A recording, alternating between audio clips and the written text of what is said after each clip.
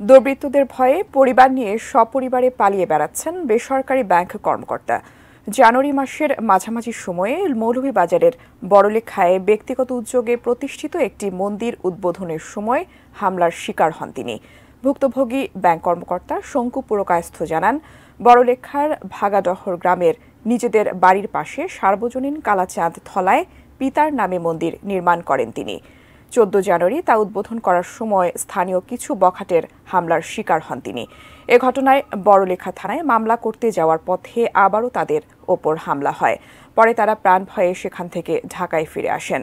কিন্তু গত 19 ফেব্রুয়ারি ঢাকার হাতিরঝিল এলাকায় কয়েকজন অপরিচিত ব্যক্তি আবারও তাদের মারধর করে এবং মন্দিরের ঘটনা নিয়ে কোনো পদক্ষেপ নিলে প্রাণনাশের হুমকি দেয়। এরপর থেকে ভুক্তভোগীদের বাংলা মোটর বাসার আশপাশে অজ্ঞাত কিছু ব্যক্তির আনাগোনা বেড়ে গেছে।